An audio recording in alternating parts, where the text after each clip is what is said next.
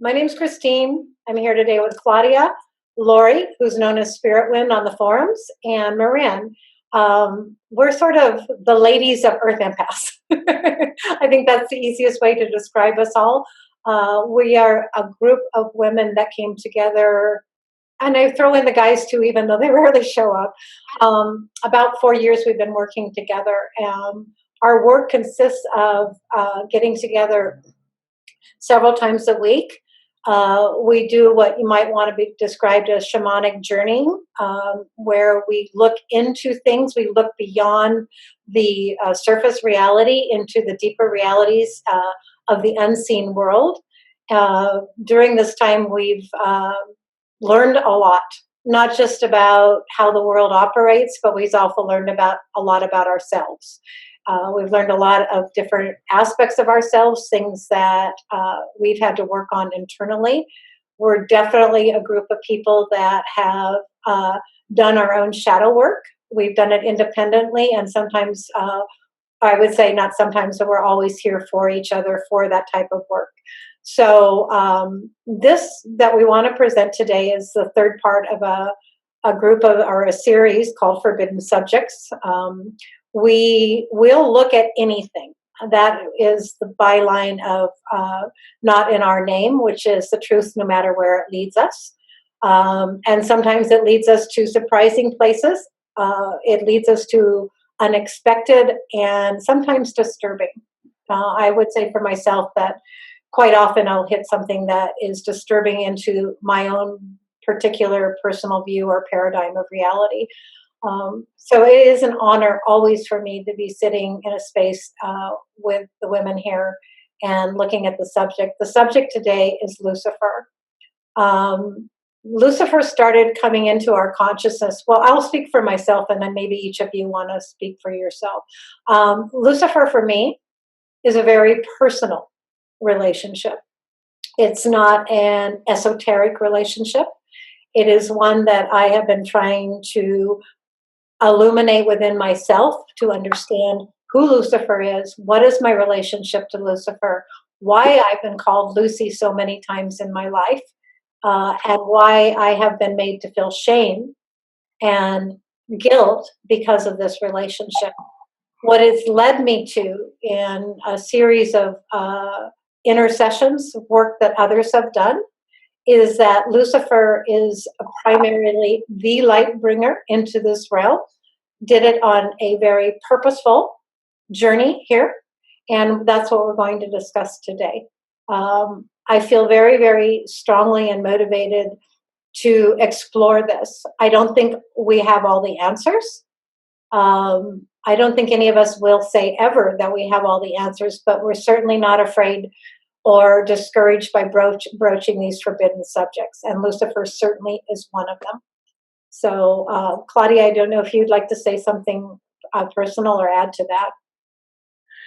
that. My personal relationship was absolutely non-existent, actually, until a few months ago.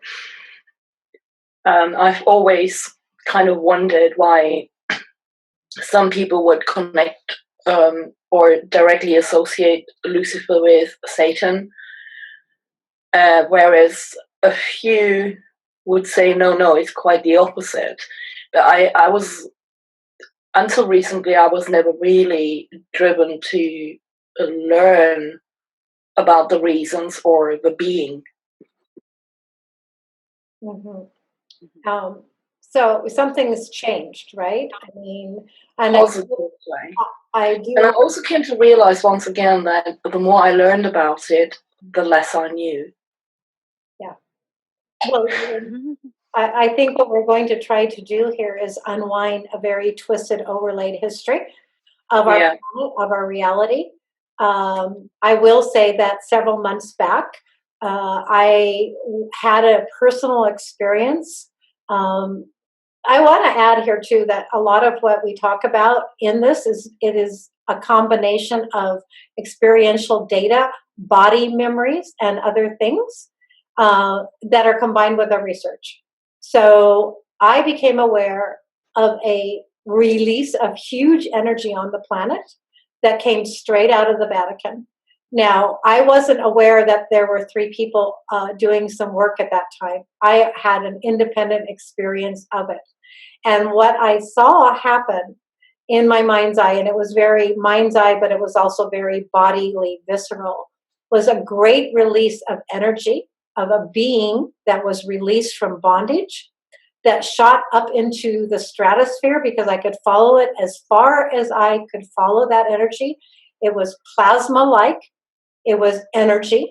But when it hit a certain level above the earth plane, it released wings and it extended these enormous wings. And all I can say is that I literally cried in relief. I cried for humanity. I cried for the earth. I cried and cried and cried. And that's all I knew then. I later found out that some people had done some work, and that at the same time that I was receiving that image, that something was being done at the Vatican. And I think we all are well aware that would be listening to this, that the Vatican has held and captured a great deal of the great energies, angelic energies on our planet. So thank you for sharing that, Claudia, and just because that relationship seems to become more and more important, that we understand it right now. Yeah, I agree. Yeah. And Lori? I don't really have anything to add at this moment. Okay. So if we're ready, I would like to, the only thing I want to say about you, Lori, is that you're one of the most incredible researchers I've ever come across. And not only that, we share a lot of, and very, very much in common. But you know, this is the other part, and I would encourage any listeners right now to do their own research. This is really, you know, this isn't us being any experts. We're not standing here as any authority figure. And so we're just going to explore our explorations and put them forth and see where that goes from there. So I'm going to do a screen share right now. I'm going to bring up the PowerPoint that we put together. I guess I also want to say here that there was something, we've been working on this for a while and have had a lot of, you know, I would say inertia, pushback, different aspects that, so we're just going to go for it, all right, whether we're prepared for it or not. Okay, I've got the right screen up. All right. So this is the first visual, and I think between visual research and our talking, Lucifer is referred to as the light bringer. Lucifer is referred to as the son of the morning. Venus is referred to as the morning star. So what this depiction is here is that we have, very clearly, we have these big angelic wings. We could say an energetic being, a non-created being in matter, and we have the feminine form, Venus as love, within the feminine range. And this is a very important part of what we're exploring here. So it is an exploration. And I also want to say, as we get into this, that part of what we are trying to do is decipher. We're living in a puzzle, in a holographic world of overlays. So how are we going to decipher it? I think Lucifer comes in as probably one of the most visible entities talked about that can show us not only what reality might be, but also how it's been twisted and how it's been kept from us. So I'm just going to read this and then invite anybody to speak up. So it has been in my worldview for quite a while that we need to turn the world upside down, or we need to look at it from inside out, like reverse the flows of how we normally see things. We're very entrained to look at the world in a one-way directional. We look at the world from here to there, from inside out. And, you know, so that is really an aspect to it. There's an aspect of fire and water that we're going to talk about, right? So that's the fire inside looking out through the reflection. Also, when we're doing the inside turned out, one of the things that has to happen here for us to get to any truth is tearing down paradigms. You know, we are conditioned beings here in this reality. We're very, very conditioned. So it takes a bit of courage to actually tear down a paradigm. And it can become very disconcerting for a soul in that way. Also, we're going to talk about the misdirect of the use of the word, the Luciferian rebellion. This term is used plentifully by many truth tellers without actually ever explaining what they mean. So the suggestion is that we stop using these words that have been co-opted, and we start to use words that describe energies and perceptions. And again, and again, question everything, leaving no stone unturned. I think this is actually very essential for us to get to what would be determined as the truth. If anybody, I can't see anything because I'm looking at my screen, so just say something if you want to. Okay, I'm just going to go to the next slide. All right, so we're going to start looking at, and you'll see the imagery here, that Lucifer is Luzbea, Luzbel, the beautiful light. The word Lucifer actually comes from the word phosphorus in Greek. We'll talk about that in a little bit. From the Latin, tu veras mundi Lucifer, you are the true light bringer of the world.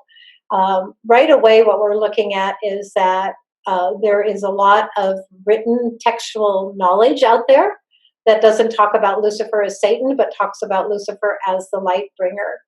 Jose Haro Aragon, in his primordial Gnosis, the forbidden religion, he writes, according to Gnostic legends and myths, the great unknowable God sent Lucifer, angel of indescribable fire and light, to show man the light and to help him wake up and see his true origin, the origin of his spirit, which has been perversely imprisoned in this impure matter that we call body soul. He is an uncreated being who came to the created world to bring light, liberating gnosis, the saving knowledge what can wake up man and help him free from his imprisoned spirit. The knowledge which allows him to know who he truly is, why he is here in this world, and what he has to do to liberate himself and fulfill his spirit, which belongs to another uncreated and unknowable plane. For me, this sums up pretty well what gnosis is and what we can see as who is Lucifer, and why any counterforce or adversarial force would want to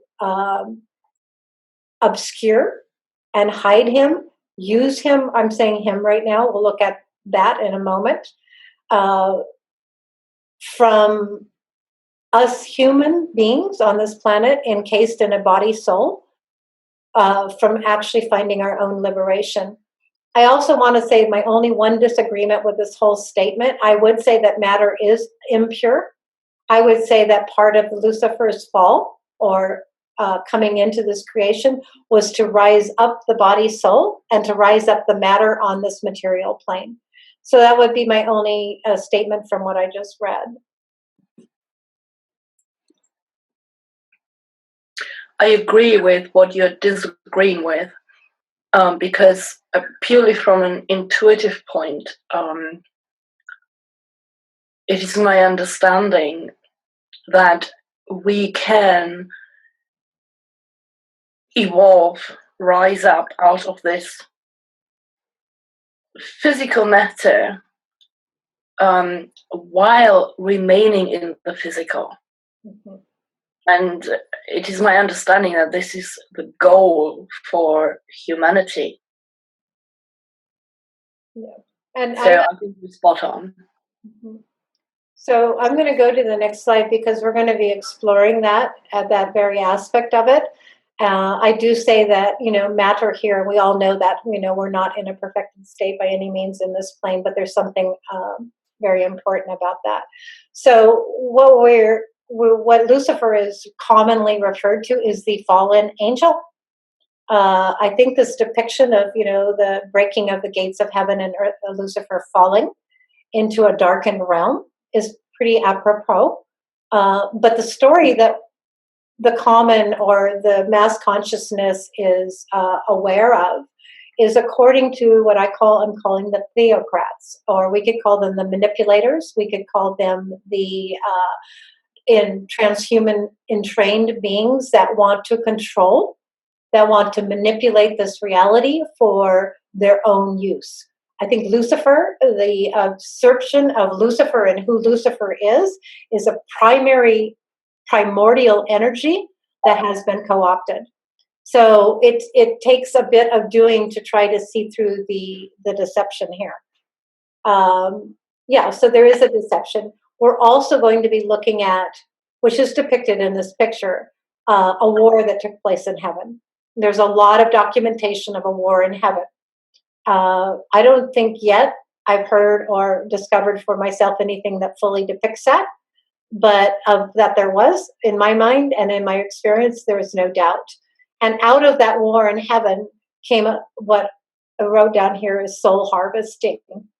And so that is this harvesting of the human entrapped in this human body, taking their soul vital energy and using it for other than what it was intended for, which is within creation's aspect itself. So we will be looking at the improper use of energy.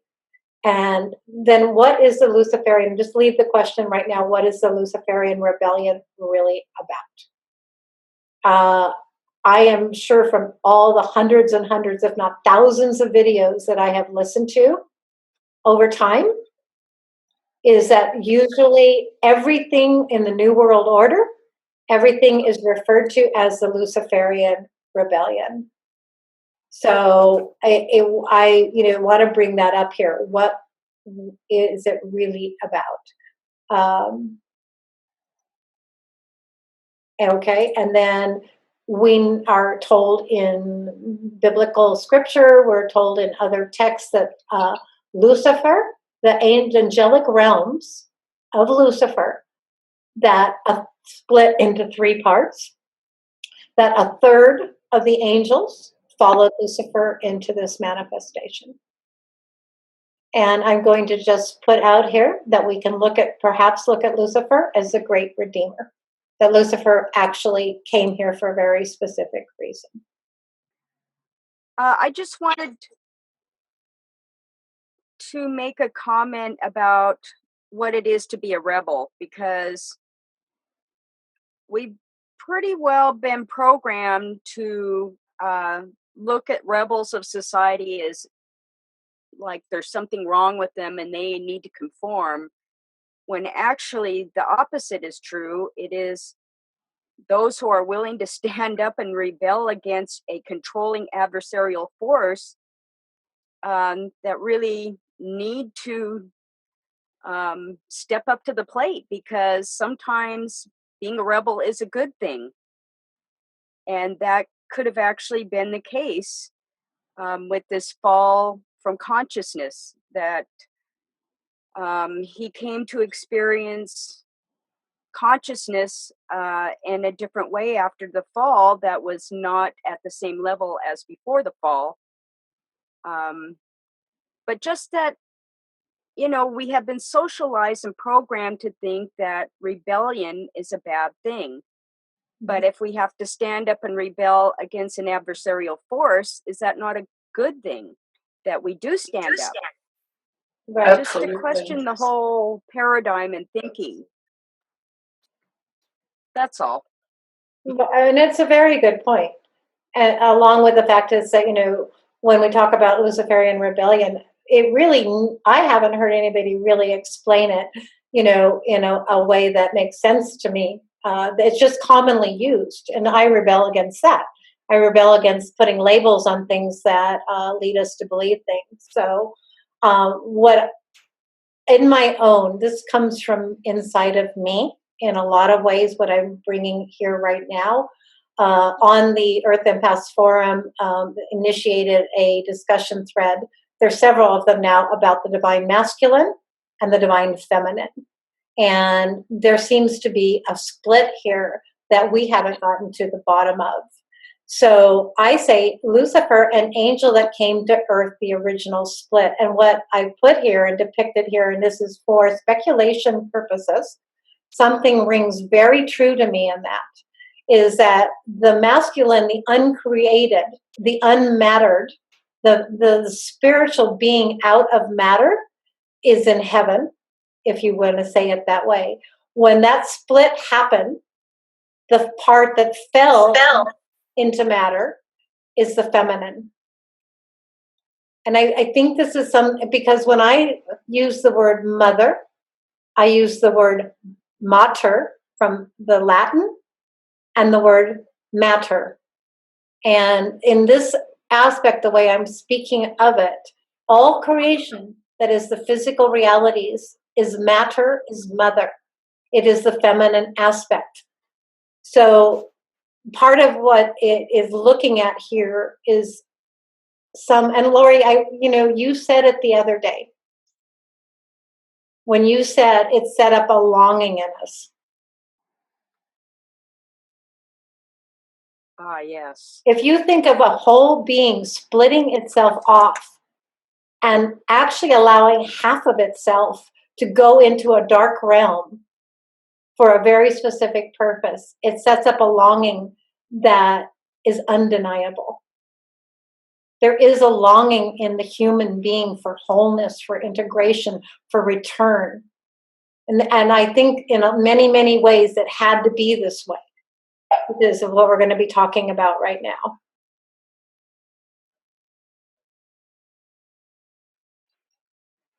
So I'll just read these and then open it up for talk.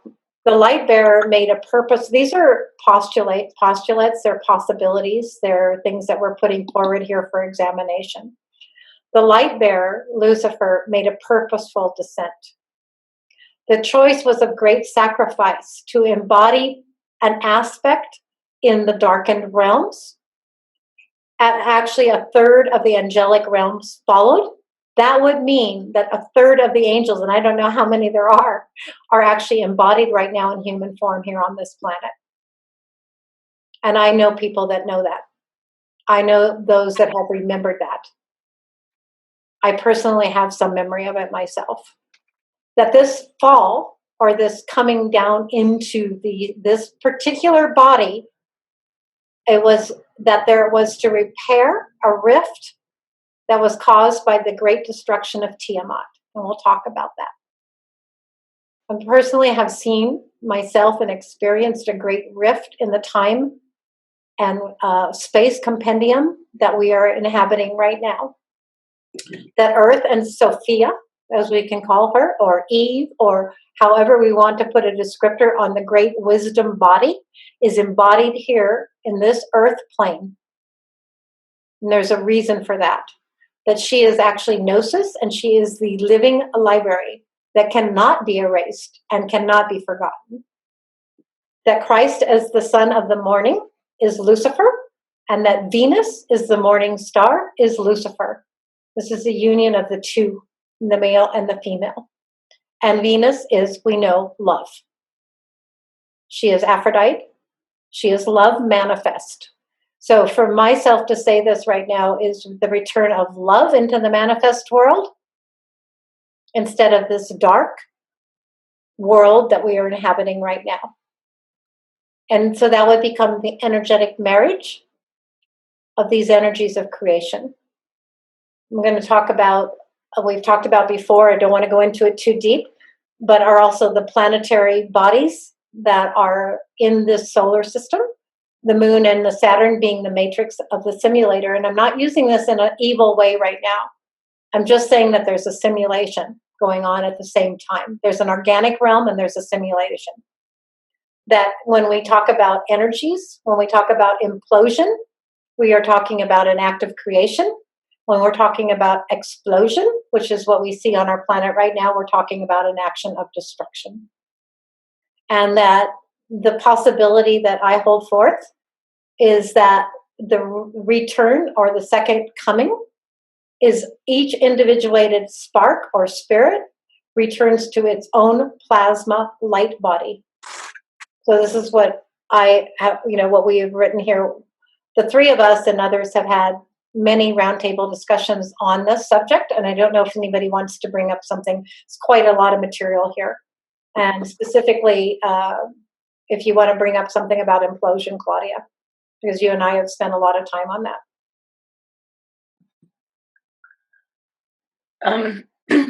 It was a principle that Victor Schauberger actually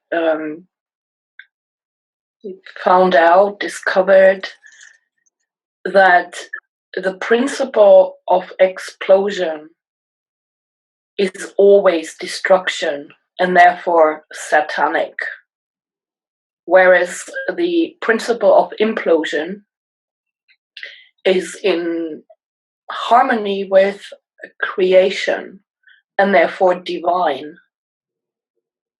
This basically goes for everything. You have cars that are based on explosion, and this is what keeps the satanic world going, literally.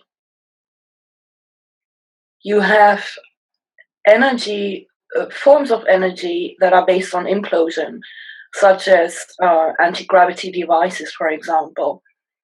The reason they are so suppressed is because the elite who thinks they rule the world are hell-bent on keeping Satanism alive, destruction alive. I know that sounds like an oxymoron, because destruction always destroys itself in the end anyway, but either they are missing something or we are missing something in this concept. Mm-hmm. Right. And, I mean, when we look at any principle of energetics, we're looking at it from a personal, and then we can extend it out into further dynamics also, right? And so, but it always will start within us. And, the return to our own divinity is really, really the drive here, is not just to be in the mental realms of that we know we're divine beings, but to actually implode inside ourselves to become the divine beings that we are. We'll talk about that a little more, because that's where it really seems to be lying, the answer, because we are living in a holograph of sorts and a simulation of sorts. Mm-hmm. So, wrote his story, or is it our story? So his story is a story that we were told. And I put it out as his story because the predominant paradigm right now comes through a priestly caste. It comes through a patriarchal caste. I'm not throwing a bad light on men when I say that. It's just a fact, right? So him, the priesthood, the dark priesthood, has told us a story that the mass of consciousness of humanity has taken on. The other aspect, our story. Are we going to write our story? So I'm just looking at it from a very Gnostic perspective right now. Satan, to me, is not a being. Satan is the demiurge, the consumer of souls that has taken over the world. We call it the Rex Mundi. Right? So this is a creation of false realities. It's based on lies. And the only way it can exist, Satan can only exist, is that we continue to give Satan our energy. Satan ceases to exist when enough consciousness is pulled back, enough of us unplug from the lies. And that's how my personal view of Satan is. So you could say it's the evil whisperer in the ear of all consciousness. It's the battle that each individual goes through. Everyone knows right from wrong. We all do. So it comes down to individual responsibility. Lucifer, the light bearer. The name Lucifer is derived from the Greek word for phosphorus, the light bringer, the central fire, or the pleroma. We're looking at something totally different here when you look at these two images. And here you see in this picture, you see the swirl of angels. It's all working towards a central fire. It has a purpose. And it's for each individual to figure out what that purpose is for themselves. This is not about the great hive mind. It's not about the great, we are all one, and therefore, we're all going to go back. This is individuated spiritual beings finding their own individuated answers.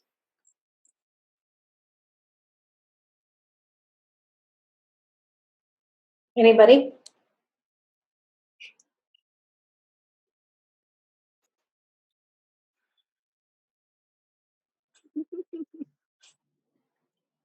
So we have a split I think world. you said it very well.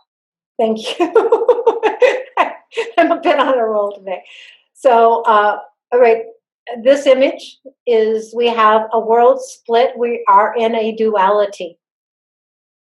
For anybody to deny that we're in duality, we're not dealing or confronting the energies as they are. So we have light and dark, we have good and evil. Even Carl Jung says the idea that Lucifer was the most beautiful of the angels also comes from the center. So we're looking at something that came from the central fire, the central realms, the center of beingness, if we will, the center of creation, if we will, the pleroma. And it's split into a realm of world of dark and light and good and evil. There's a reason for that. I mean, I feel like, that so many of us are pulled constantly between, thinking that we have to be either light or we're in the dark. Or if you're in the dark, you're not in the light. Actually, Claudia, you say many beautiful things about the light that's in the dark. Well, for starters, light can't exist without dark. Right. And there is a dark light. Oh, yes. And it vibrates at a different speed than the light that we see in the physical realm. Yes, I mean, if you take, from a frequency perspective, if light vibrates so fast that you cannot see it, you perceive it as darkness. Right. And also, if light is so bright, it can blind you. Mm-hmm. So you have basically a duality wherever you look. Mm-hmm. Well, I mean, if you think about, if it was all light, there would be no individuation, would there? No. So we're talking about Lucifer, an uncreated being that came into this realm as the light bearer, right? So we actually see each other in the shadows. Mm-hmm. We actually see each other in that way. So it's very interesting. It would take away from it, that there's other out there doing these things. I'm very much interested in, ferreting out the gnosis that each of us has inside. Claudia, I know that you put together a lot of this when you were researching, but there's plenty out there on the internet that anybody wants to research it. Is that there are lots of biblical references that show that Lucifer is not Satan. It was a purposefully done, this confusion of putting the name Lucifer onto the name Satan. Well, also, the name Lucifer is mentioned in the Bible only once, in Isaiah 14:12. And then in the sense of the morning star, it is said to have been Jesus who said he is the morning star. Mm-hmm. So no, there's nothing in the Bible that suggests that Lucifer is the same as Satan. Mm-hmm. Nothing at all. Mm-hmm. And the word fallen, in my mind, can also be, it's not a fall as from falling from the divine down into evil or anything like that. Mm-hmm. The heaven is above the earth. that is common understanding throughout probably all religions. And so when somebody comes down from heaven, he or she falls down. Mm-hmm. So it is not, it doesn't have to be in any way negative.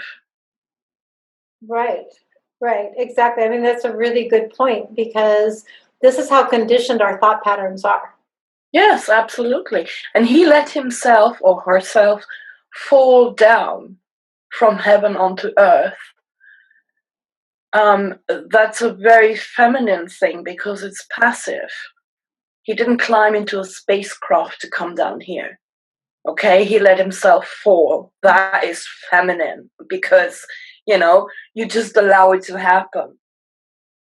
Mm-hmm.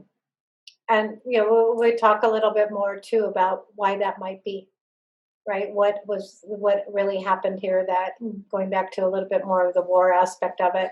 And we just see over and over again, and I just invite anybody that doesn't wants to know a little more, if you start to investigate how confused this is. And this again comes to the point that you, I, Lori, all of us are talking about all the time, is like the conscious use of words. It's we the people, when we speak, are making the spell, or we're breaking the spell, or we're speaking from a language of truth. There is a middle path that has the language of truth to it. Mm-hmm. We have to be conscious of it. And so I just, when I would, anybody that would hear this, when we use these different words, make sure inside yourself what is the truth of it. And so we quit using, especially terms like Satan and Lucifer and rebellion and all of these terms that are just, it perpetuates something that may not be true. So here we have again from the biblical Revelations 22:16. I, Jesus, have sent my messenger to you. I would also... Go ahead, Lori, I'm sorry.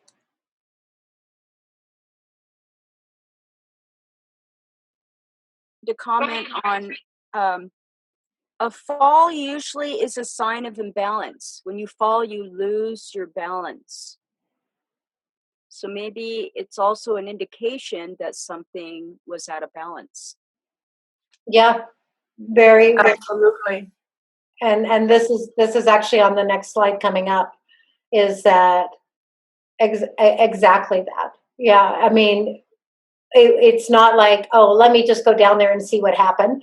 I mean, there's a great reason and great, all of creation operates on certain principles and certain laws. And when there is imbalance, it needs to be rectified. So, here we also look at, that Jesus speaks of this too, that Jesus is relating himself to the light bearer. We could say, perhaps even make the conclusion, or look at it could be that what we know is Jesus, who is the Christ light, is carrying the light of Lucifer, that he also manifested here in the physical form to rectify an imbalance, to bring something into this creation. And there's plenty of references to that all over. That is referred to quite often.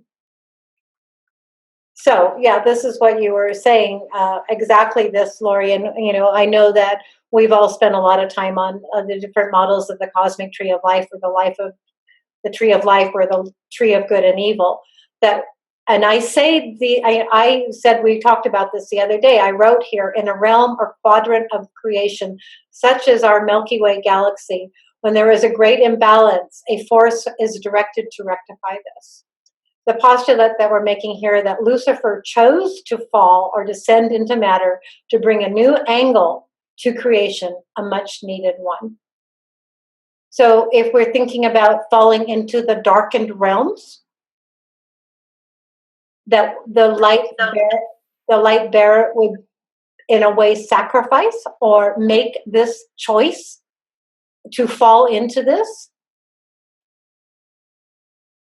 And so, how I perceive it in myself is that in the deepest dark, and now I'm not talking about the organic dark where all potentiality lies, but it does lie here too, is that something was so greatly imbalanced here that a being of that nature would make a descent, and then a third of the angelic realm would make that descent with Lucifer.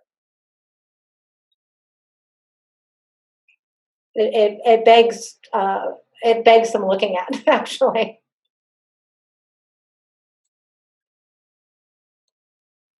So, just, I was looking at here, I said the answers are hidden in the dark and in the forbidden. So many, I'm going to bring in a couple things right now too, is that I'm listening to different people, like Mark Passio. There's some incredible truth tellers out there that aren't talking about people coming to save us or ET races coming to save us. They're talking truth. They're talking it from an inner knowledge point of view. And so to not be afraid, Mark Passio did a great thing on Aleister Crowley. Fabulous, because we are entrained to not look at an Aleister Crowley because he was a black magician. So we have Freemasons, we have the Knights Templar, we have secret societies all over the planet that have held occulted knowledge. And I will say that they do have knowledge. There's no doubt. And they've used this knowledge. Knowledge is knowledge. Energy is energy. Truth is truth. It's what we use it for. So for only any being, a person, to get to their own gnosis state, you have to look into your own darkness. You have to be able to look into and bring out of the shadows your own light.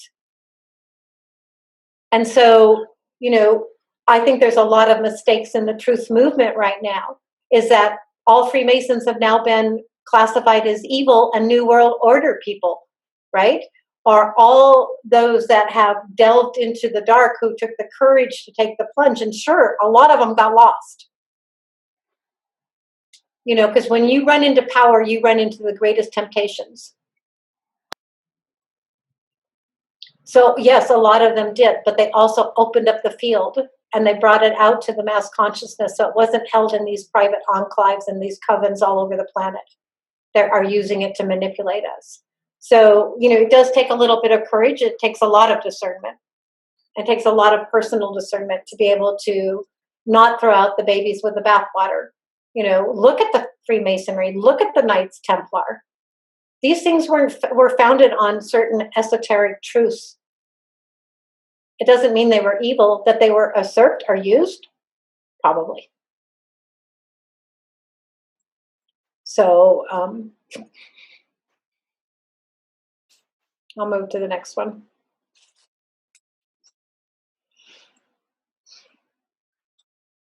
Claudia, I'm going to call on you a little bit to speak about this, because we live in a fiction for the most part. It's a creation. Yeah. I say all isms, or we have said, or just came to me to say, that all isms are constructs. Everything that has ism put on the end of it is a construct. It's a system. Yep. And a system, once created, will seek to maintain itself. All systems work. So anything that's within that realm of a construct will seek to maintain itself, whether it's based on a reality or it's based on a fiction. So a fiction, for anyone, is what someone else tells you and you believe it. There's another fiction that by being a better person, you will ascend to heaven. That's based on a lie. You're already a divinely created being. There's no better you. There's only discovering who you are. That someone else knows more than you, that's not true either. We each know something. We're each a piece of some greater knowledge. We're each a piece of a wisdom body. It's not about knowing more or better things than you know. It's about discovering what you know. That any institution is the truth, Probably one of the biggest lies out there. Yeah. Right? We go to college to learn what? We go to a doctor to get what? We listen to our government for what reason? We pay taxes. Why? Right? Are they the truth bearers? I mean, this is where the rubber meets the road for each of us. How invested are we in those institutions? Okay. Our entire reality is based on a lie. Yeah. And you can't get out of it until you unravel the lie. Yeah. And that is only the first step. Exactly. And how beautifully you said that, Claudia. It's one of the things that came to me the other day is like, there's so many, really beautiful beings out there and helping bring forth that we maintain a presence or awareness, which is fully necessary for any of us to get to a point of presence and awareness. That means like I'm aware. That means I've unraveled enough of the falsehoods and the lies that either I carried or I was immersed in to hold presence. And I really admire, Eckhart Tolle's and, the Robert Spiros of the world that actually hold that energy well enough so it's tangible that we can come to a presence of now. But yeah, not the whole answer. That's only a step. Once you're aware, then what? Exactly. And so then we say the thing that's kept occult knowledge is dangerous. This is a great ploy to keep us from looking into the dark. Well, of course. I mean, everything is upside down, inside out in this, what we call reality, which isn't reality at all. Mm-hmm. Right? Just even in the people that I know and I have contact. You always have to ask. I just wanted to say you always have to ask, it's dangerous to who? Right. Yes. I always ask who is really telling this story, no matter what it is. Absolutely. Yep. And see, this brings up another point, when you get to a certain level of conscious awareness, that you can look at something from many angles without having to agree or disagree with them. I think Mark Passio does an extraordinary job of bringing that forward. When he says, the sign of wisdom or the sign of intelligence, can you hold things in your consciousness without that, just to be able to hold them there? We're so triggered to agree or disagree or opinionate. So, and so then we move into what we're looking at here is a potentiality of something being real. And what is real? What you know is true. It's not what I say is true. It's what you know. And the terminology and the way that many, many, many, those that have come and mastered this reality to some degree, enlightenment is not a getting better process. It's a deconstructive process. Mm-hmm. It's taking apart the false beliefs. It's figuring it out for yourself. It's undoing your mind control. Yes. Which starts the moment you're born. Right. And has gone on for eons. Right? But just taking it from the moment you're born. You're born into a construct. Yeah. A contextualized world that is a spell that's been made by words and agreed upon. So where I go so often is what if enough of us, enough consciousness got together and said, we're going to allow something great and wonderful and new to emerge through us. We stop agreeing with this reality. Whole purpose of even talking right now. Mm-hmm. Really the whole purpose of it. So we also have an amazing amount of consciousness on the planet right now. Probably more is available to any one of us right now. Science as the real science is showing what spirituality is. when we start to unravel the fields of mathematics and quantum and plasma energy models. We're moving into another way. Maybe it's all conceptualization too, but it brings our consciousness into a more full expression. We're not limited by gravity any longer. So, there are other models out there now. Encourage anybody to explore them. We'll talk about a few in a moment. Do your own work. This is like, for me, is something that I can't say enough. Do your own work. We are in a field of truth. Well, we're in a field of great inertia here. Yeah.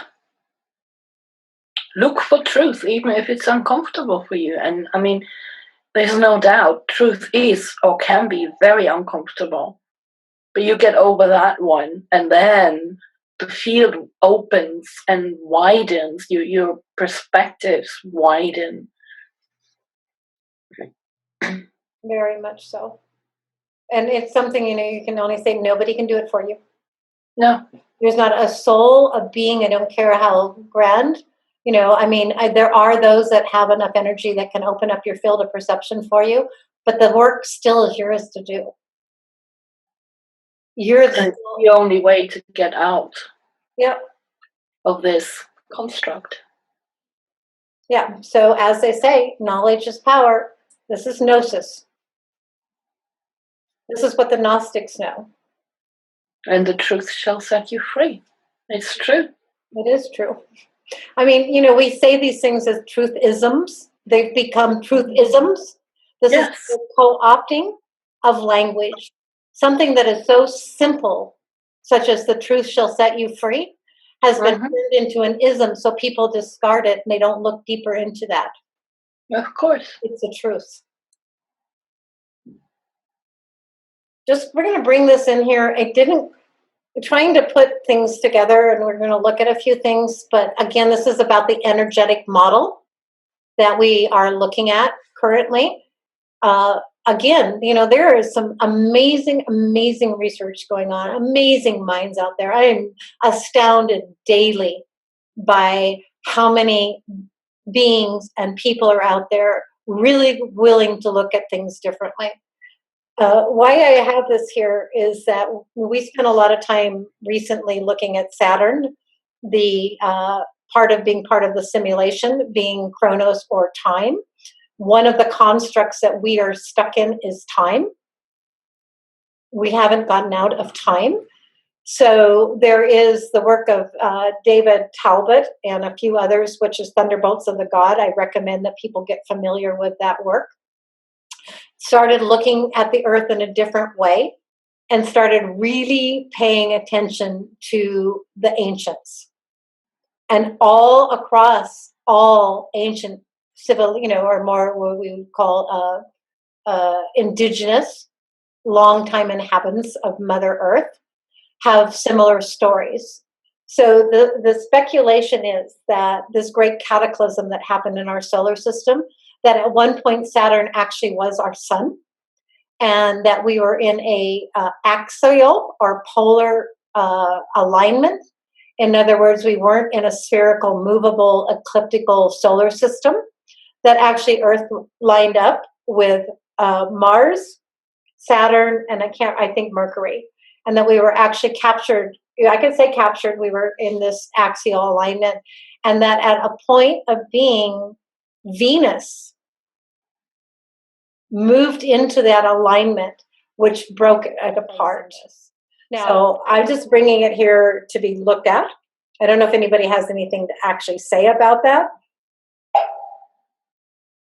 But it actually brings a part of the idea that there was something major that happened. Along with all of this is one of the things is that there was these great plasmic discharges. Some could say dragons, that they were seen as dragons. They were these great, terrible plasmic discharges. There's signs of vitrification, which is electrical discharge, all across the planet. So I can't answer, or do I, but I look at it as to what happened, why it happened. I don't see planetary bodies as rocks floating in space. They're they're sentient beings of great intelligence. So, and all of our mythologies talk about the gods as being planets. So, is this part of what we can call the war in heaven? So, I'm just like, this is here not because there's any answers here. There's questions. And just titled the slide, Looking for the Timeline. And I believe that this is a very difficult thing for us to come to. It seems like there's so many overlays here. But we do know that there have been cataclysmic destructions on our planet. We do know now that there was a planet, the fifth planet from the sun, as known as Tiamat. And that Tiamat was destroyed, and much speculation that is the asteroid belt. I think, just to speak of back in 2009, Michael Tsarian, I did not know this, aligns Tiamat with Lucifer. So there's a lot of overlays here. There's a lot of things that can be looked at. When I innerly, and I look at the Sumerian text also on Tiamat, it described Tiamat as a luminous, watery world. The feminine aspect, she is known as the feminine being. She was the salt water to the pure waters of the heaven. We can look at, actually go into physics and look at the super consciousness or the super fluids, which are salt water and fresh water based. I mean, there's so many ways to look at this and try to get to something that is useful for our own gnosis here. But the feelings that we've explored is that when Tiamat was destroyed, it wasn't supposed to happen. Mm-hmm. Right? So it's very difficult when we look at a mind construct that says everything has a purpose and everything is and at some ultimate level it is. There's a growing amount of people that are coming to us an aspect that this was the great trauma, that it was a traumatic event, unexpected, somewhat similar but different from when John Lash says that Sophia came out of the pleroma, came out of the galactic center and embodied herself as the planet Earth. That something unexpected happened with that fall too. When you're dealing with energetic levels, such as these huge trillion-mile jet streams or plasma discharges, it becomes very difficult to personify it or to really, truly understand it. My own deep intuitive feeling is that this created a rift in the time-space continuum, and that many are here right now to try to mend that. And they've come from everywhere. It's that important. So that's really what I have to say about that. I don't know if anybody else wants to add any other pieces of knowledge to that. Yeah, my understanding is that very unlike what happened with Sophia becoming Earth or falling to Earth, Tiamat was actually actively destroyed intentionally. Mm-hmm. And that is what caused the trauma. That's why we have what Mark Passio refers to as abandonment. Children are abandoned by their parents, even though they live in the same house, apartment, whatever. But the connection is not there. Mm-hmm. Wow. And that is the very cause, if you go very far back to the cause of it, is the destruction of Tiamat. Mm-hmm. That's so beautiful, and it brings to my mind too is again looking at that split, right? If we're looking at a mother world, a luminous, watery, saltwater world, she's the womb. Yeah. She's the oceanic feeling, the oceans that from what life comes from, the waters of life. So that destruction, and it also brings to the thoughts that this abandonment, this baseline trauma, is the healing. You know, Yes. we heal past that, because if you think of mother abandoning you, if you think of father abandoning you on a cosmic level, it's huge. Yeah. So only, you know, by confronting this and looking at the potentiality of what that really means. You know, and so many of the, you know, the interpretations of the Sumerian texts have the war going on between Tiamat. You know, they have her as, you know, bringing forth all these dragons and all sorts of things, you know. So the perpetuation of this great, you know, this great battle that's gone on. And I question that. I actually question that. Oh, absolutely. I mean, I question every time I hear someone say or read that, you know, dragons are all negative forces. I don't buy that at all. No. I mean, if you're a small human being, let's say a person on a planet, and you're, you know, and these great plasma discharges or these great dragonic type of energies, you know, are at play out there, let's say, that it's going to look very negative. You feel very impotent in that scene. But, you know, as above, so below, as without, so within. And but there was a time when it was perfectly normal on Earth for people to see dragons flying around in the air. It was as normal as us looking up and seeing a plane fly. Right. So let's just bring in a little bit right now, Claudia and Lori too, because we've all worked with dragons. Right. And so, you know, the feeling that I have again with dragon and dragon energy, you know, I'm closely aligned with the energies that are here on the planet and elsewhere, is that these energies were captured, seduced, chained, you know. So this negative predatory force, which we can call it the adversary, if we will, you know, has learned how to take the, you know, conquered or use these energies for their own agenda of power. You know, if you're out to get power and you see power as a dragon, you know, how many, you know, times have we come across dragons that were in caves or chained, dying, vital energy force dying on the planet because these black magicians had usurped them. Yeah, so, you know, if anything bringing up Tiamat is asking people to look at what Tiamat really is and how important this is to our story. Yeah. You know, and bring it up from inside. You know, I mean, there's so many things that are so hard to find in the outside. There really are. Right? So I think we've already really talked about it. I do have one sentence here that we're going to move into, which is,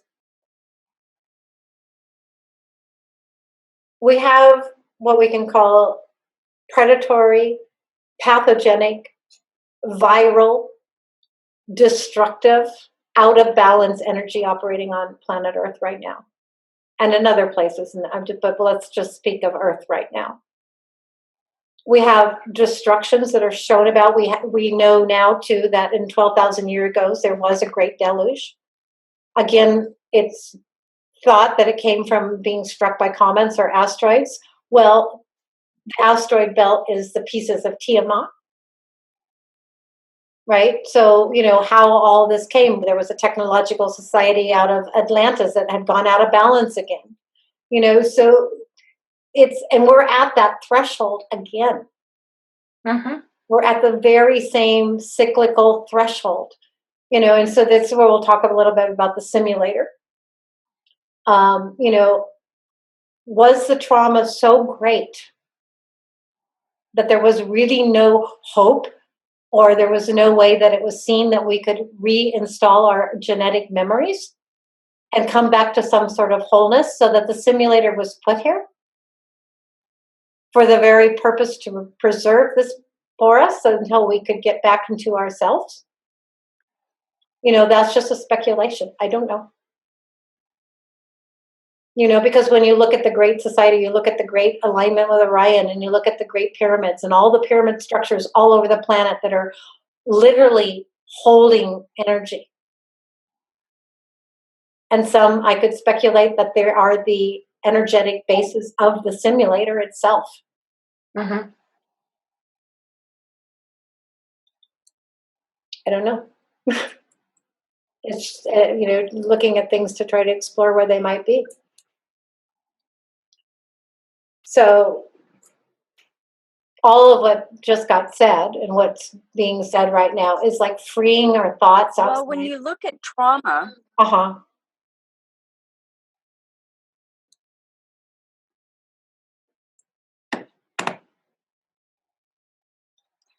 I was just going to say a comment or two about trauma. When you experience a really traumatic event, even if you can't remember it, because I got in a bad car accident many years ago and I cannot remember it, but my body still held the trauma. Water holds memory and your body has a lot of water. Yep. And, absolutely. We have a tendency to try to recreate circumstances to heal, but it's often on a subconscious level. And the conscious mind often doesn't understand what's happening. And we also know that trauma is used to create alternate idea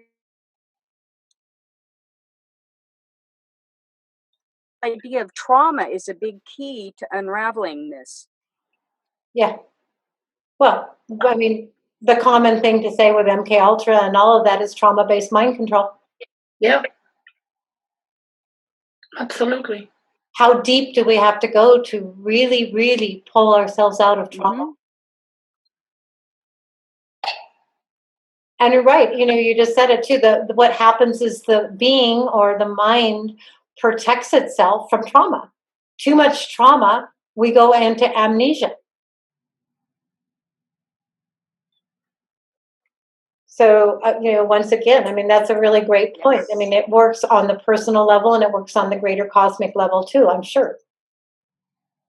So, bringing back into the field of Tiamat, I'm going to read something that, it just, it's like having an inner, this is something I want to bring up too. Invite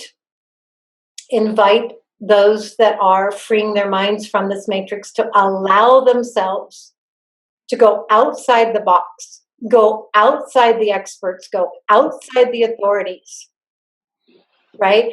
And go inside your own gnosis. And what happens when you get enough clarity within that itself is that I've seen it, I know we all have, that some inner aha moment or some inner realization, it could be small, sometimes it feels really big. It's almost like immediately after that, the universe will bring you something to confirm, or perhaps not, but to confirm that aha. And so one of those things when looking at Tiamat, and this is hard. Looking at Tiamat is not an easy journey. It requires quite a bit of it has that trauma aspect to it. So, when mystics and yogis speak of an oceanic feeling in which they lose all sense of themselves and feel at one with the universe, they have come in full contact with Lucifer. Yes.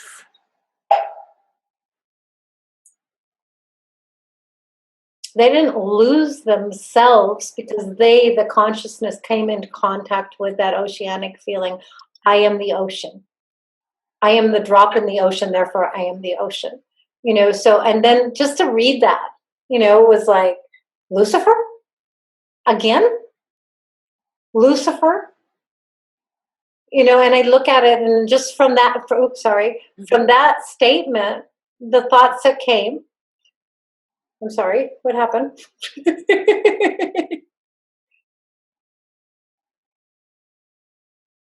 Okay, the thoughts that came. The Christ light, the eternal light, the light bearer within the feminine temple, which is matter, is the return to completion. So if we look at everything that's gone on through these eons of time, there is a return to a completion. It's again using superfluid model, or however you want to look at it, the pure waters of the Father Heaven, again mixed with the salt water of the Mother Earth. Even within the models of the flat Earth model, if you listen to Santos Bonacci, and I don't totally agree with what he's come up with, but it makes sense in some ways, that the ancients speak of the heavens as being the watery realms, the pure waters. So there's this separation we have. We're separate beings. We're separated from a part of ourselves. You know, that once we shatter the simulated matrix, that we're once again free to join our cosmic home. That the Earth Mother body, matter mother, is all knowing. She is embodied gnosis, and she's the greatest plan never told. It's up to us to discover that. That there are a crow creators, that Lucifer, the feminine aspect liberated from bondage, becomes the emergent organic reality. We're separating here from the inorganic realms of the false light into the organic realities.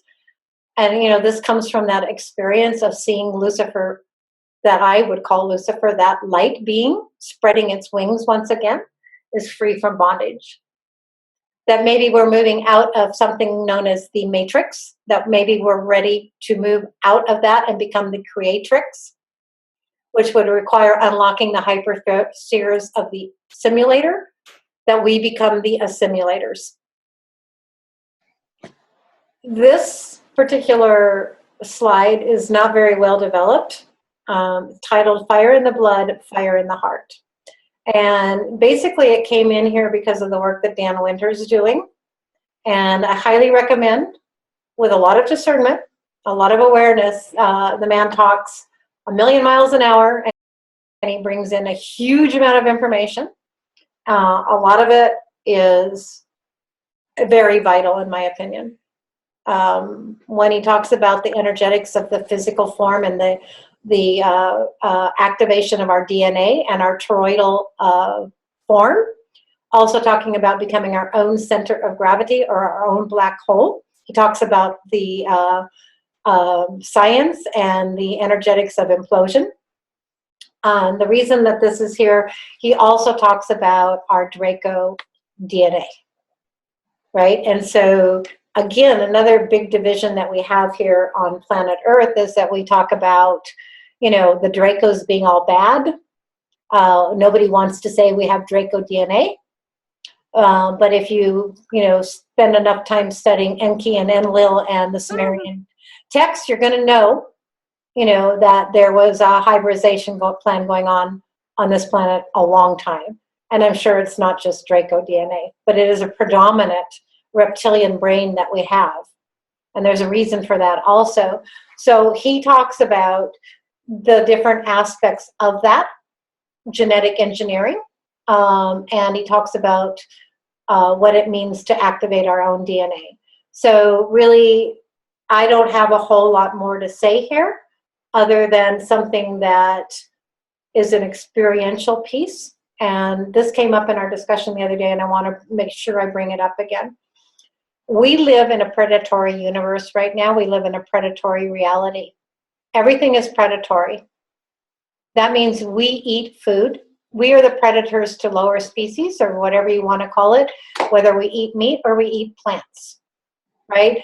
What Dan Winter is bringing forward, which is internal gnosis, which is something in our genetic memory, we can find it, is that we can become our own energetic generating body form.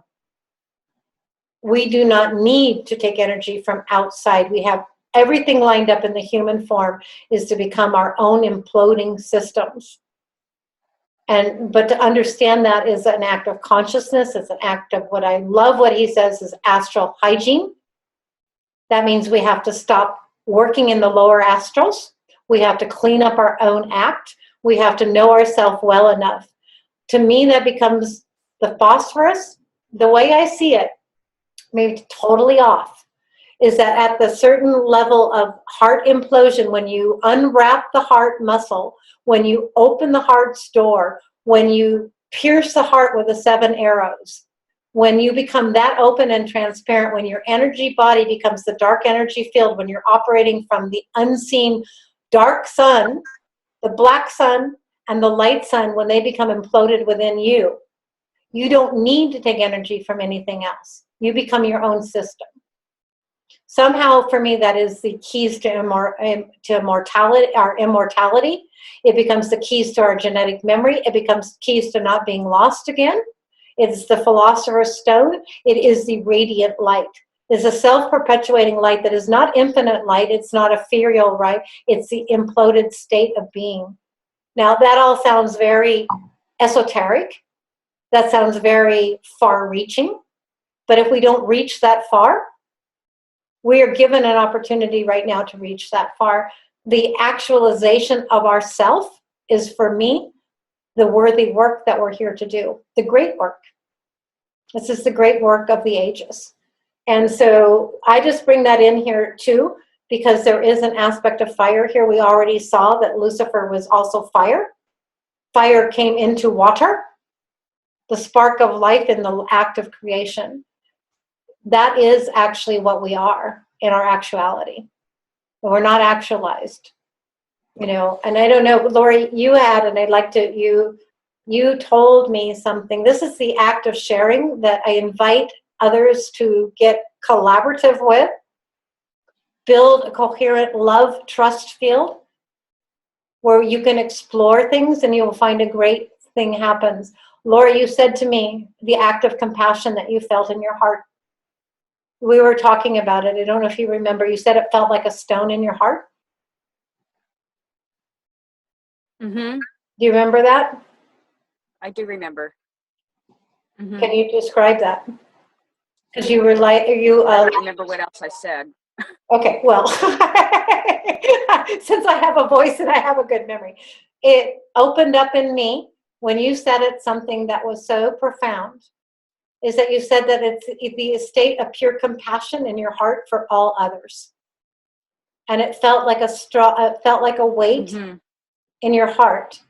But I interpreted that to be, you know, pure compassion is the knowledge that we are connected to everything and everybody. Therefore, every act, every thought we do, we come into the field of response ability.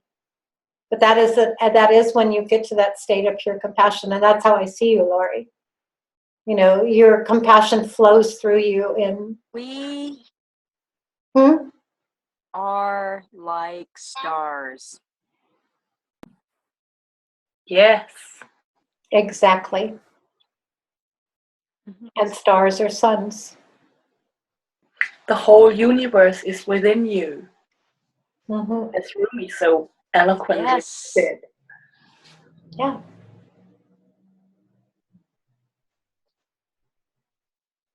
See, it comes back to a sphere for me. I see myself sometimes moving around different parts of the sphere, and then I always have to come back to the center because that's where the balance point is, always in the center. Then you can see in all directions at the same time. When you're in a different quadrant of that sphere, you're not in the center. But when you come back to the center, then you're able to see in all directions at once. Yeah, and to some that might sound like what's she talking about, but to others they'll make perfect sense. And it is like opening up our consciousness that we see in that spherical fashion. And the only way to do that is to get out of this paradigm of right and wrong. You know, you can't open up into becoming a sphere or having a sort of omnipresence in a way. You know, I know we're not there, but that is the first step to omnipresence, is to actually be able to hold all realities within your consciousness without separating them out as into this split of right and wrong. And in a very real way, the act is, you know, is compassion. Because you, the center, know you're part of the all. I want to clarify something here. With regard to right and wrong. You can only reach there if you first learn the difference between right and wrong. Because you cannot grow beyond that if, as long as you believe that you make up what is right and what is wrong. I'm saying this because I've seen that it's probably the crux of humanity that most people don't believe there is an absolute right and wrong.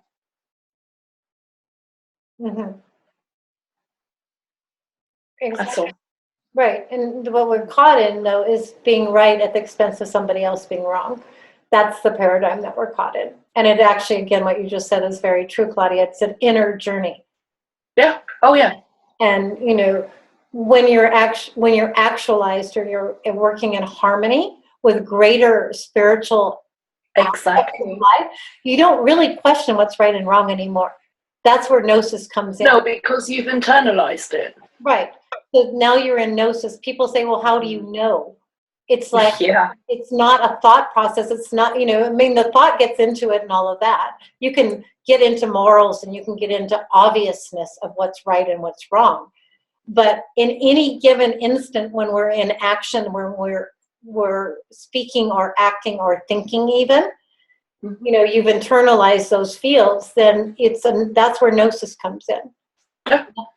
I'm sure any one of us sitting here and anyone listening knows when you're in flow.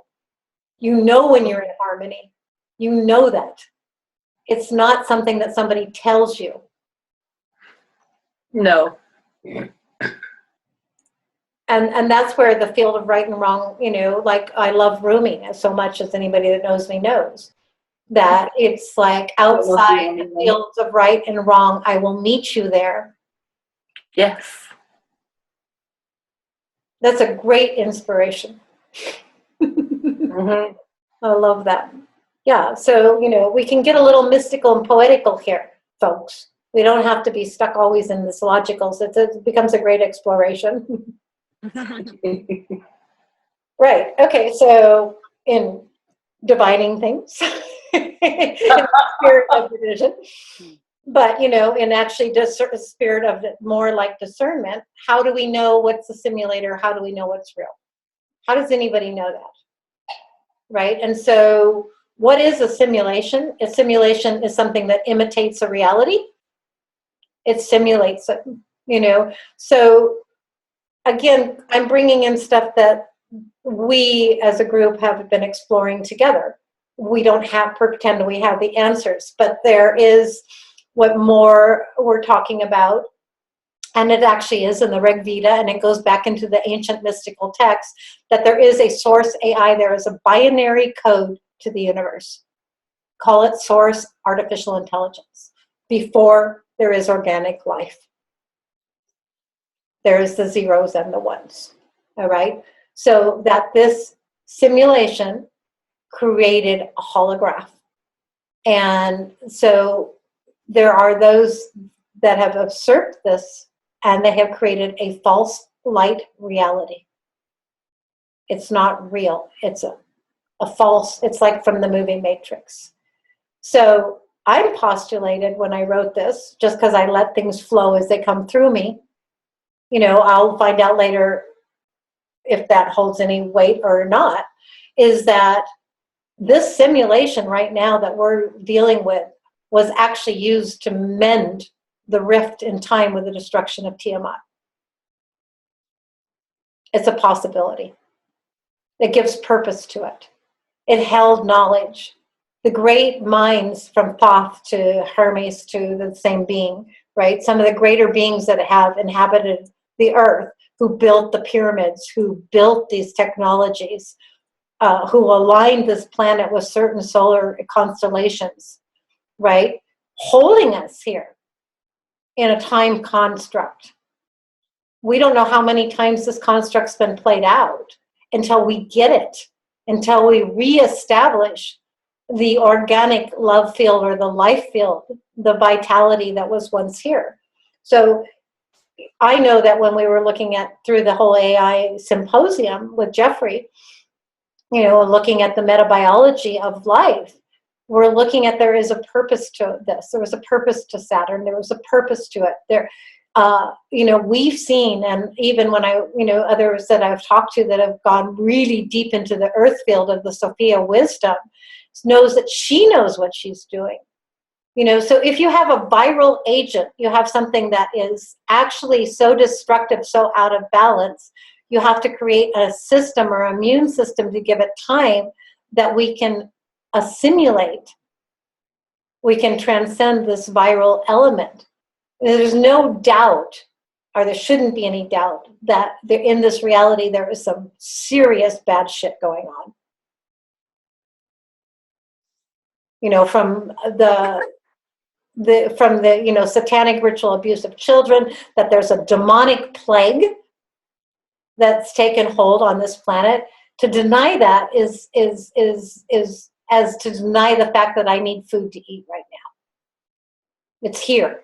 How do we deal with it? So, you know, we've been looking outside of that. Is all, you know, it's on the Earth Empath Forum too. Is all of this a simulation? Are we actually living in a computer simulated world?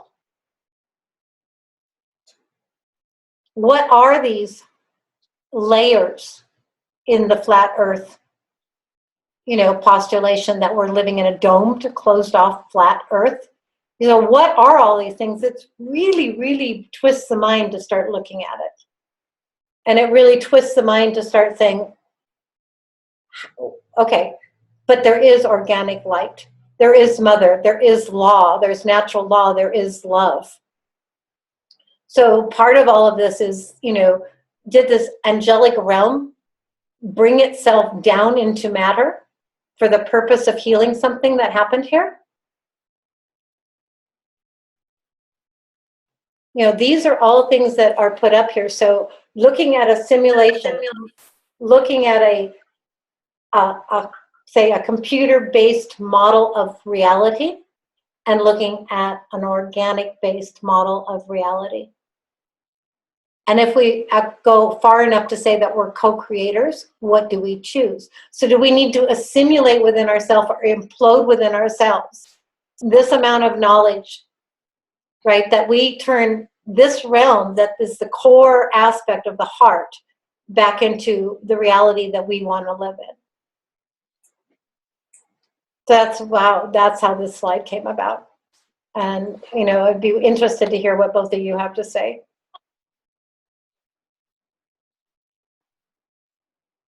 Claudia, actually about the time loops. This is something we've been looking at. Yeah. I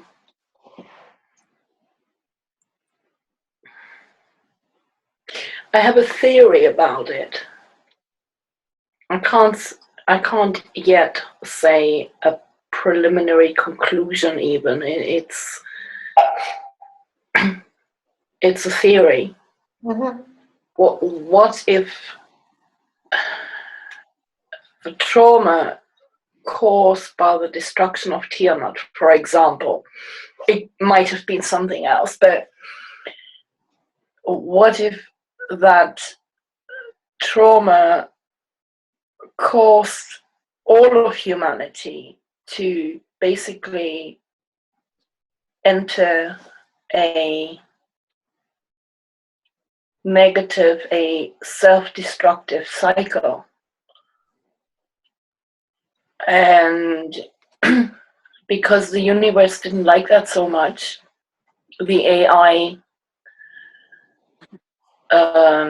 simulator came in. Mm-hmm. So that humanity can deal with this trauma and come out of its self-destructive path. And this didn't work, so, you know, we went into something like, well, let's start over again. Mm-hmm. And it still didn't work, and on and on.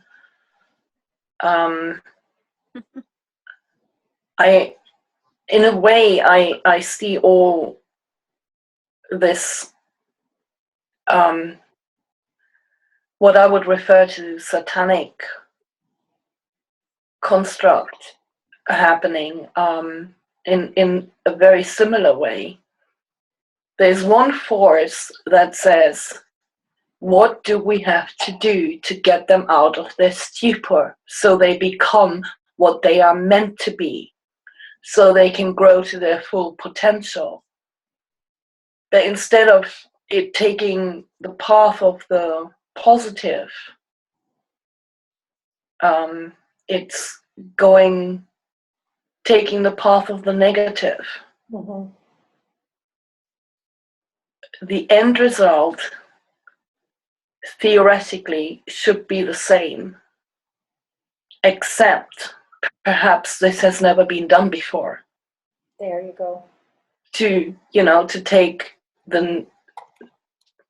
this side of the globe instead of that side of the globe to get to the end. I don't know. Well, you just said something to me that's very essential to look at. And it's something that we all came to in our different sessions together. It's a deep, deep feeling that this is about doing something that's never been done before. Oh, It's a huge challenge. oh yeah. And yet that's the driving rebellion force here, isn't it? A true rebel, all right, will go for something that's never been done before. Rebel with a cause, yes. Yes, exactly. Somebody wrote that today, didn't she? So if we go back to Lucifer a little bit, seeing this great being, this uncreated aspect, brought in an angle of perception that hasn't been seen in creation, giving us an opportunity to find a different or new way, an emergent life form. Yes. And we're so conditioned. That's why I see these hyperspheres. I keep seeing in my mind's eye that this simulator is like Russian dolls. And I thank a friend who brought an aspect of this forward for us to look at, is that they're split in two. You see, if we look at a sphere, spheres rotating in spheres, they're whole on themselves. But these are hyperspheres that are split on a plane. This is where we get the idea of a plane, of the earth plane. They're already split in two. We're in this duality. So they're not operating as spheres within spheres. They're operating like this, like a great Rubik's Cube or a Russian doll that's split in two. And it seems that we've become so complex in the way that we see things that something has to align. I can hear almost like a click in my mind, right? Yes. Right? Yes. It has to align. This one. We have to come back to a sense of completion within that. And I don't know, I have a deep sense of feeling that those that are in a process right now that are along the lines of the wave, as we call it, or the energetic consciousness that is moving through all matter that we're riding in right now. Mm-hmm. If we come into our true harmonious self, it's not like we have to become some sort of great anything. We just have to be true to our own self. That somehow it's almost as if these notes on a scale will line up and the music will complete itself. And there you go, because it was the fracture that I have experienced in looking at the trauma was the stop of the music. Yes. Right? So I'm a note, you're a note, all of us are notes. When we line up to our own true essence. And so I don't have to know what fulano or somebody else is doing. That's not for me to do. I have to take care of my own garden. I have to take care of my own self. I have to be true to that. And then it seems like each of us are like nodes or notes that when we start to touch with each other and allow for each other to be free within that something is happening, that this greater conscious, much, much impossible for me to understand consciousness is orchestrating this. Yes. No, we are orchestrating it, not the other way around. Mhm. Okay? Yeah. Or the same thing that I say, I inform the universe informs me. It's Yeah. it's a flow, Exactly. right? And it's, I mean, speaking from a, let's call it music of the spheres point of view, listening to that, there is more harmony now than there was, for example, 2 years ago, by just tuning into it. Mm-hmm. Yes. It was a lot more dissonant. And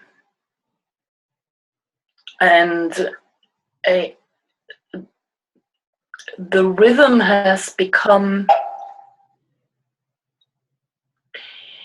I want to say, simultaneously faster and calmer, Mm-hmm. or slower and more exciting. I can't tell which one, but it's one of the two or both. Mm-hmm. It's kind of impossible to explain with words. It is. I would say that the river runs deeper. The channel is Definitely. there's a depth to the sound Yes. that wasn't before. Yes. That's That is very true. right. I mean, that's part of the way that I determine in myself whether I'm riding on the surface of the inorganic light false matrix or if I'm in the depths. So that means if I'm in the depth of sound, that means that I'm experiencing life in a more complete way. My mind has now got out of it. So now I'm talking to a rock and I'm touching a tree and I'm hearing you. And when I'm on a forum or I'm on the internet, I'm tapped into a deeper, more profound level of communication. And then, you know what that is? We've been paying so much attention to words. Yes. And we are using them so much more consciously now. And words are sound. Mm-hmm. I know words are spells, of course they are, but they're also sound. Right. And that's, sound is spells as well, of course. Because we pay so much, not paying attention, we are much more careful how we use words. Mm-hmm. And that is what's making the difference. Mm-hmm. And more consciousness is here on the planet about that. Exactly. Right? Exactly. And so, fundamentally things do change in that way. And that is the encouragement that, I believe we reinforce with each other is, without that corresponding, you play your note, I play mine, and we're all in this together aspect of it, is that, we're able to reinforce what we actually are seeing. We're working on the ethereal planes right now. We're working on astral planes, working on unmanifest in the current reality planes. They exist, right? And so the more tuned in you are to that, that's the work that's happening. Yeah. But to be doing it all on your own is like, it's so easy for the mass of consciousness just to wipe your slate clean again. So this is why it's never wanted us to connect with each other. It's never wanted us to speak like we're speaking right now. Still insists that we don't, And so, we know very well that putting this presentation together, we were being, the mass consciousness that's still overriding our reality pushes against us, so it's not like this is like, oh, la-di-da time here, folks. There is a great work to be done. And it does require as many and as much and all the way from all of us. And constant vigilance. Constant in everything we do. And so, this is not for the weak of heart.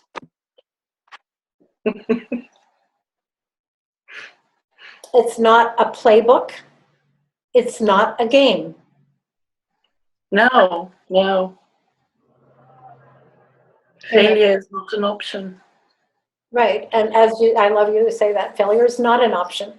And when you get to that level of inner commitment, there is no option. Therefore, you already are there, even if it doesn't look like it.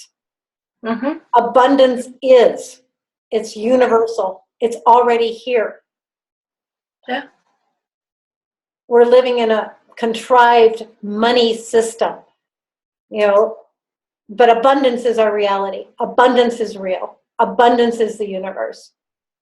Yes, it is. And I won't even call it money system, because money vanishes when the debt is paid. Right. Okay, a debt system. What we have is debt notes. Debt system. We are in debtors. Yeah. When are those of consciousness going to say, no, I'm not a debtor. Yeah. I don't owe anything to this false matrix. I do not have to justify my existence to this false matrix. I am a sovereign divine being. I will stand in my truth. If I have to stand here alone, I'll stand here alone, but I will stand in my truth. This is the level of commitment. This is the internalization of sovereignty. Yeah. I am the law. Mm-hmm. And the law is love. And Exactly. I am whole of the law. When you actualize that, guess what? The universe responds, because it's all about gratitude. It's also being humble enough inside yourself to know that what gratitude is, that there's this grace and this awe and this sacred life. That's how I differentiate between the simulator and the organic realities. Oh, It's yeah. all giving. It never stops. It's a flow. A simulation can never come to that. Well, it can't, because it only mimics. Exactly. And it can't mimic a true organic being in flow. It can't. No, because love cannot be mimicked. No, exactly. Wow. Oh, that was pretty deep. I know. Oh, and I didn't finish my other thought about being, oh, yes, I did. I forget it. I already didn't finish that. Okay. So we started this about Lucifer. We put forward some ideas here. So what's happening? The mimic, right? Lucifer, the great light bearer, we can say, the great light bringer.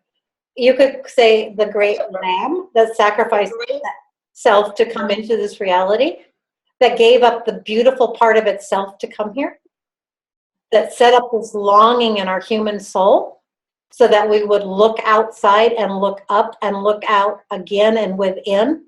They're simultaneous acts.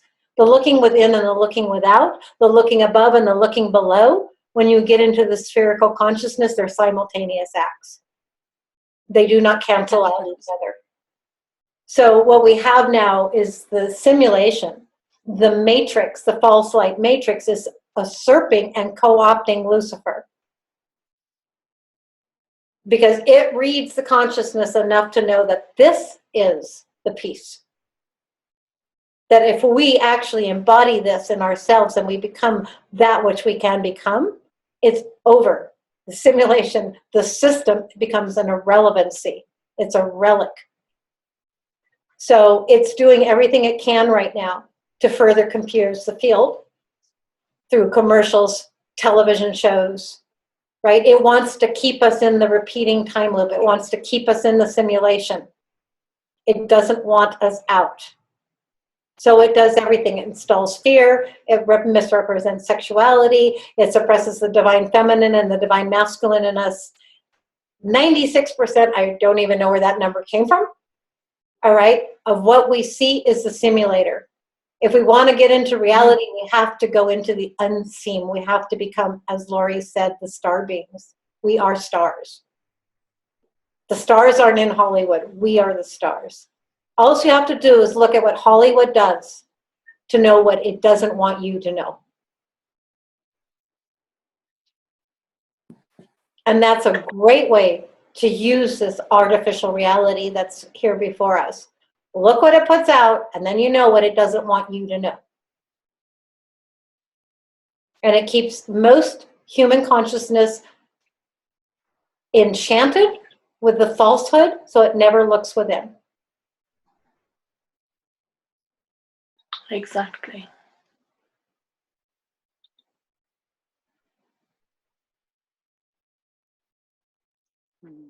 And this is the last slide. Just named Opening the Field.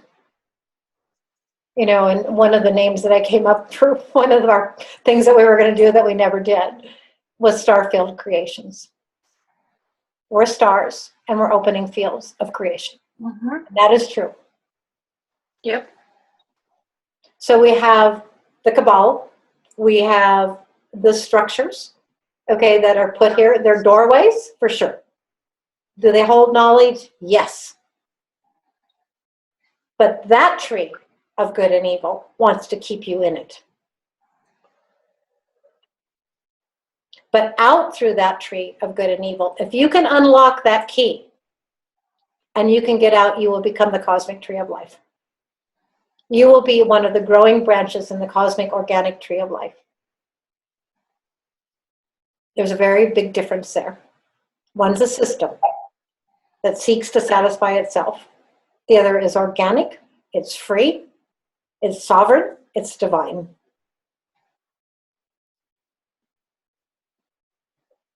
And as a good friend says, choose wisely.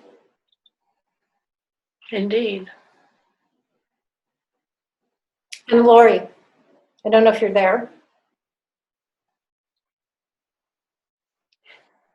God, it's so frustrating. Lori, you are, okay. Finally. Okay, yeah, I know. It's so frustrating. We'll do another piece on this. I'm sure we can go further with this. The beautiful aspect of you, Lori, of what you bring is that you bring in all these occult systems from the Kabbalah to numerology to the Hebrew letters to all of these things. I don't discard them. They are keys. But as any master would say, a system only exists for you to get out of it. It's a system of knowledge that allows you to find out things so that you can, what's the right word? I don't want to say rise above. So that you can learn that knowledge base so that you can become more than the system. And I have this sneaking suspicion, all right, that eventually you have to throw the book away. Exactly. Learn the book and then throw it away. Internalize it and throw it away. You know, so all those beings on the planet, those people on the planet, are making their living by keeping the system alive. The priests, the rabbis, the spiritual new age gurus that are teaching this, they're invested in it.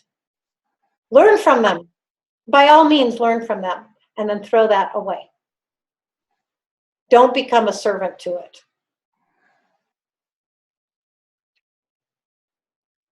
You know, so it's, are we servants or are we going to actually take our freedom?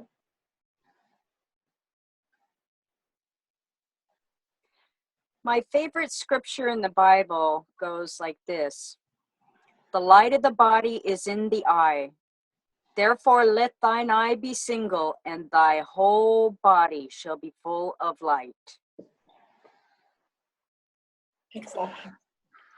So I guess the truth has to become like a single eye. Mm-hmm. Yes. Mono eye. Mon eye. I. Money. And I can be I. A single eye. Right? And so close your eyes and go within. Look inside yourself. I mean, you can see the light in yourself. And you can also recognize when the light's not there. Mm-hmm. You can see the dark areas in yourself. You can see the places where you're not illuminated yet. And the closer you get to it is exactly right. You become a body of light yourself.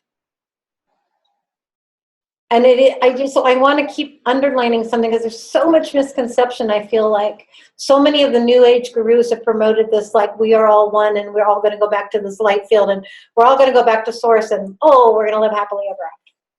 What would be the point of that? Also, it's not that simple. It takes a wee bit of work. But what would source being?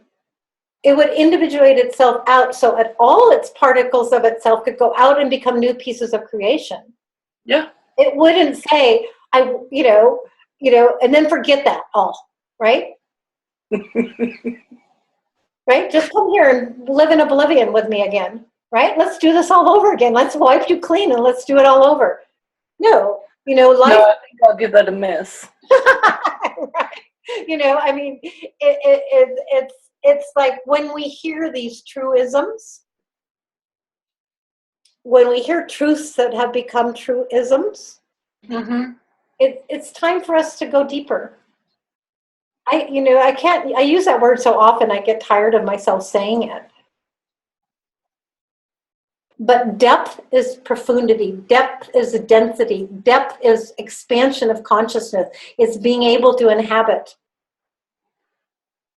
Exactly. So I love you both so much. I'm going to close with another woman on the Earth Empaths Forum. And I will talk about the forum just a little bit because they're like to count the amount of people that you love as a true measure of what you can become. It's really, there's something so deep in what she said about that. Now, how big is your channel? How much life can flow through you? How much water of gratitude? Those to me are the measures. The rest of it, I can do without. The rest is cosmetics. Exactly.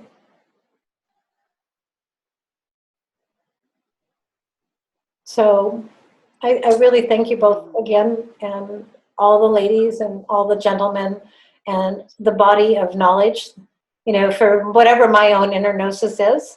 It's nothing in compared to the combined gnosis of all of us. Word. We are the ones we were waiting for. So glad to found you. Right? So there's probably more to say, but let's close it off right now. And let's just hold the space that we hold together in silence. Yeah.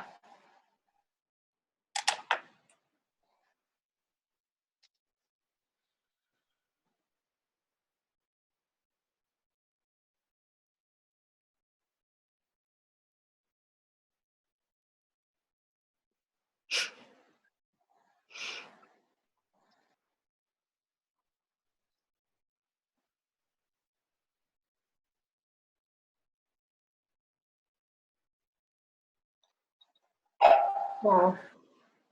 Thank you both. Thank you. Lori. Thank you. Yeah. Okay. Yes? Yeah, nothing. I just want to see your beautiful face, but we'll work on the connection. Bye. Bye. All right. Talk to you later.